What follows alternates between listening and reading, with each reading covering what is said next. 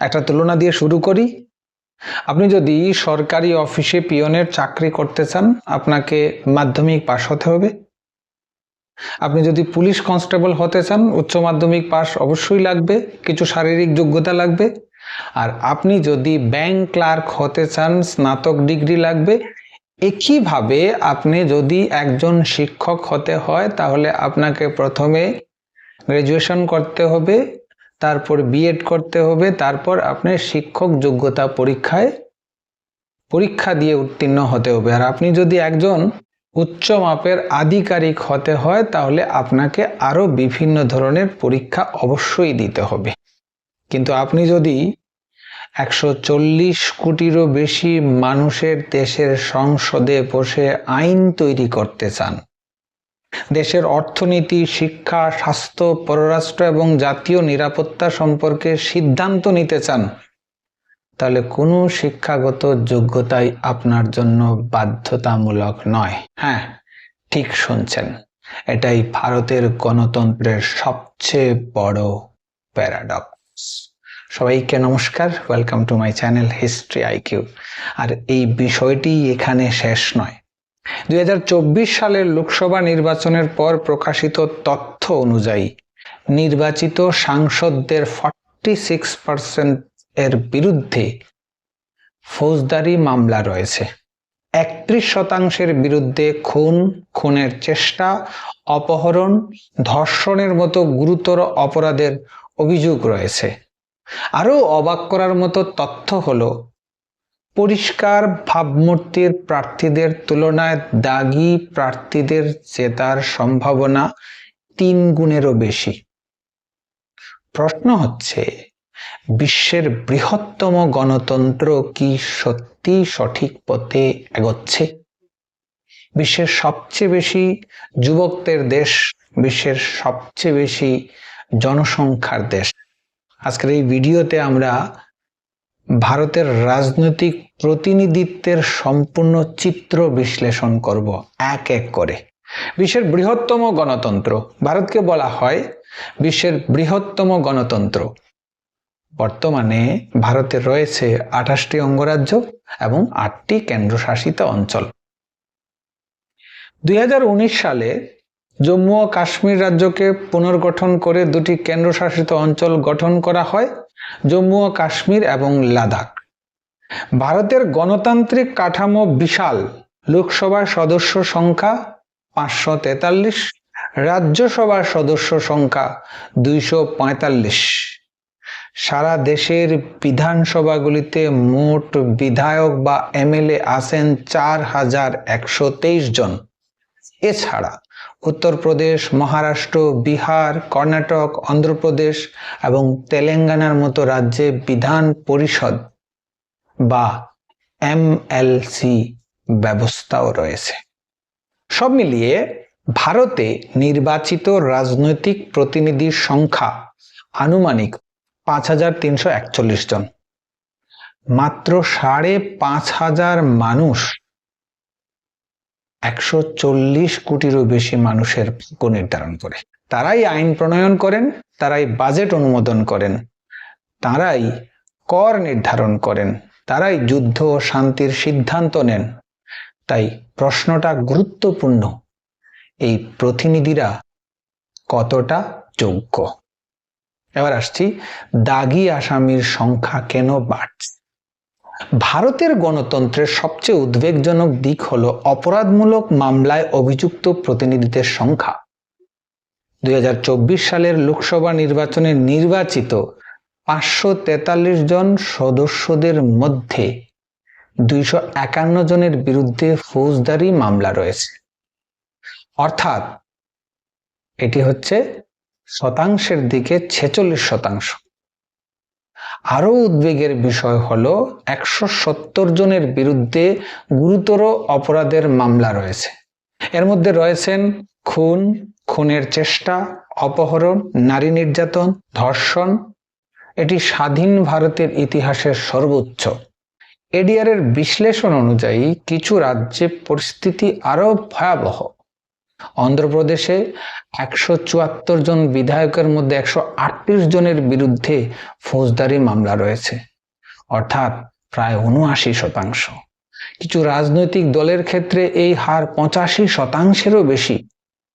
প্রশ্ন হচ্ছে, এটা কিভাবে সম্ভব? গণতন্ত্রে তো জনগণই নেতা নির্বাচন করেন, তাহলে জনগণ কেন দাগী প্রার্থীদের বেছে নিচ্ছেন? এখন আরেকটা গুরুত্বপূর্ণ প্রশ্ন, দাগী প্রার্থীরা বেশি জেতে কেন? এখানেই আসে ভারতের রাজনৈতিক বাস্তবতা। অনেক ক্ষেত্রে ভোটাররা প্রার্থীর চরিত্রের চেয়ে বেশি গুরুত্ব দেন জাতিগত পরিচয়কে, ধর্মীয় পরিচয়কে, অর্থনৈতিক ক্ষমতাকে, স্থানীয় প্রভাবকে, পেশি শক্তিকে। এডিআর এর তথ্য অনুযায়ী দাগী প্রার্থীদের জয়ের সম্ভাবনা 15.3%। অন্যদিকে পরিষ্কার ভাবমূর্তির প্রার্থীদের জয়ের সম্ভাবনা 4.4%। অর্থাৎ একজন অপরাধমূলক মামলায় অভিযুক্ত প্রার্থীর জয়ের সম্ভাবনা সাধারণ প্রার্থীর তুলনায় 3 গুণেরও বেশি। এটা শুধু রাজনৈতিক সমস্যা নয়, এটা সামাজিক সমস্যা। কারণ ভোটারদের মানসিকতা পরিবর্তিত না হলে এই প্রবণতা বন্ধ হবে না। তাই আমাদেরকে সঠিক নাগরিকত্বের পরিচয় দিতে হবে এবং আদর্শগত দিক থেকে যে প্রার্থী সঠিক এবং সৎ, তার প্রতি আমাদের সমর্থন এগিয়ে দিতে হবে। শিক্ষাগত যোগ্যতার বাস্তব চিত্রটা কি? এবার আসি শিক্ষার প্রশ্নে। ভারতের সংবিধান অনুযায়ী এমপি বা এমএলএ হতে কোনো ন্যূনতম শিক্ষাগত যোগ্যতার প্রয়োজন নেই। লোকসভায় নির্বাচিত 543 জন সদস্যের মধ্যে 420 জন স্নাতক বা তার বেশি শিক্ষিত, 105 জন পঞ্চম শ্রেণী থেকে দ্বাদশ শ্রেণীর মধ্যে শিক্ষিত, একজন শুধু স্বাক্ষর, মাত্র 5% হচ্ছেন ডক্টরেট ডিগ্রিধারী। আবার অনেকের শিক্ষাগত যোগ্যতা নিয়ে মামলা চলছে। কেন্দ্রীয় মন্ত্রিসভার 71 জন মন্ত্রীর মধ্যে 57 জন স্নাতক বা তার উপরে, 11 জনের শিক্ষাগত যোগ্যতা দ্বাদশ শ্রেণী পর্যন্ত। রাজ্যগুলিতে পরিস্থিতি আরও বৈচিত্র্যময়। তামিলনাড়ুতে 204 জন বিধায়কের মধ্যে 89 জনের শিক্ষাগত যোগ্যতা পঞ্চম শ্রেণী থেকে দ্বাদশ শ্রেণীর মধ্যে। প্রশ্ন হচ্ছে যে সংসদে কৃত্রিম বুদ্ধিমত্তা, সাইবার নিরাপত্তা, জলবায়ু পরিবর্তন, পারমাণবিক নীতি, আন্তর্জাতিক অর্থনীতি নিয়ে সিদ্ধান্ত নেওয়া হয়, সেখানে শিক্ষা কেন বাধ্যতামূলক করা হচ্ছে না? কেন সংবিধানে শিক্ষাগত যোগ্যতা বাধ্যতামূলক করা হয়নি? এই প্রশ্নের উত্তর ভারতের স্বাধীনতা সংগ্রামের ইতিহাসে লুকিয়ে আছে। সংবিধান প্রণেতারা মনে করেছিলেন গণতন্ত্রের নেতৃত্বের প্রধান যোগ্যতা হলো জনগণের আস্থা। শুধু ডিগ্রি থাকলেই কেউ ভালো নেতা হবেন এমন নিশ্চয়তা নেই। ভারতের স্বাধীনতা সংগ্রামের বহু নেতা উচ্চশিক্ষিত ছিলেন না, তবুও তারা অসাধারণ নেতৃত্ব দিয়েছিলেন। তাই সংবিধানের শিক্ষাগত যোগ্যতার পরিবর্তে জনগণের সিদ্ধান্তকে গুরুত্ব দেওয়া হয়েছে। কিন্তু সময় বদলেছে। আজকের রাষ্ট্র পরিচালনা আগের তুলনায় অনেক বেশি জটিল হয়েছে, তাই এই বিতর্ক আবার নতুন করে সামনে এসেছে। এবার আসছে বিচার ব্যবস্থার দুর্বলতা। একটি বড় সমস্যা হলো বিচার ব্যবস্থার দুর্বলতা। ভারতে বর্তমানে কয়েক কোটি মামলা বিচারাধীন। একজন রাজনীতিবিদের বিরুদ্ধে মামলা থাকলেও চূড়ান্ত রায় আসতে 10 থেকে 20 বছর পর্যন্ত সময় লেগে যেতে পারে। এই সময়ে তিনি একাধিক নির্বাচনে জিতে যেতে পারেন। আইন অনুযায়ী দোষী সাব্যস্ত হলে নির্বাচনে লড়া যায় না, কিন্তু অভিযুক্ত হলে নিষেধাজ্ঞা নেই। ফলে আইন কার্যত অকার্যকর হয়ে পড়ে।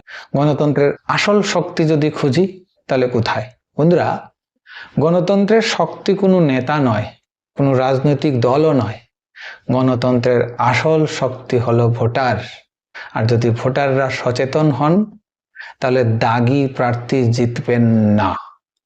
যদি ভোটাররা প্রার্থীর শিক্ষাগত যোগ্যতা, সম্পদ, কাজের রেকর্ড এবং অপরাধমূলক মামলার তথ্য দেখে ভোট দেন, তাহলে রাজনৈতিক দলগুলো ভালো প্রার্থী দিতে বাধ্য হবে। তাহলে কি হতে পারে সমাধান? এবার আসছি সমাধান। প্রথমত, সাংসদ ও বিধায়কদের বিরুদ্ধে মামলা দ্রুত নিষ্পত্তির জন্য বিশেষ আদালত গঠন। দ্বিতীয়ত, প্রতিটি প্রার্থীর অপরাধমূলক রেকর্ড ভোটের আগে বাধ্যতামূলকভাবে প্রচার করা। তৃতীয়ত, স্কুল পর্যায়ে নাগরিক শিক্ষা ও গণতান্ত্রিক শিক্ষা বাধ্যতামূলক করা। চতুর্থত, সংসদ ও বিধানসভায় উপস্থিতি এবং কাজের মূল্যায়ন প্রকাশ করা। পঞ্চমত, রাজনীতিতে স্বচ্ছতা এবং জবাবদিহিতা বৃদ্ধি করা। ভারতের গণতন্ত্র বিশ্বের বৃহত্তর গণতন্ত্র, কিন্তু বৃহত্তম হওয়াই যথেষ্ট নয়, গুণগত মানও গুরুত্বপূর্ণ। একদিকে ভারত মহাকাশে যান পাঠাচ্ছে, চন্দ্রযান পাঠাচ্ছে, ডিজিটাল পেমেন্টে বিশ্বকে পথ দেখাচ্ছে, বিশ্বের অন্যতম বৃহৎ অর্থনীতি হয়ে ওঠার চেষ্টা করছে। অন্যদিকে রাজনৈতিক ব্যবস্থায় দাগী প্রার্থী, বিচারহীনতা, বিবেকহীনতা, যোগ্যতা নিয়ে বিতর্ক রয়ে গেছে। এই দ্বন্দ্বের সমাধান একদিনে হবে না, কিন্তু পরিবর্তন সম্ভব। আর সেই পরিবর্তনের শুরু হবে ভোট কেন্দ্র থেকে। পরের বার ভোট দেওয়ার আগে শুধু দল নয়, প্রার্থীকে দেখুন, তার শিক্ষাগত যোগ্যতা দেখুন, তার বিরুদ্ধে মামলা আছে কিনা দেখুন, তার কাজের ইতিহাস দেখুন। কারণ গণতন্ত্রের শেষ কথা জনগণ, আর সচেতন জনগণের চেয়ে বড় শক্তি আর পৃথিবীতে দ্বিতীয় কেউ হতে পারে না। ভিডিওটি ভালো লাগলে লাইক করুন, শেয়ার করুন, আর কমেন্টে জানান আপনার মতে এমপি এমএলএ হওয়ার জন্য ন্যূনতম শিক্ষাগত যোগ্যতা বাধ্যতামূলক হওয়া উচিত কি না। সবাই ভালো থাকবেন।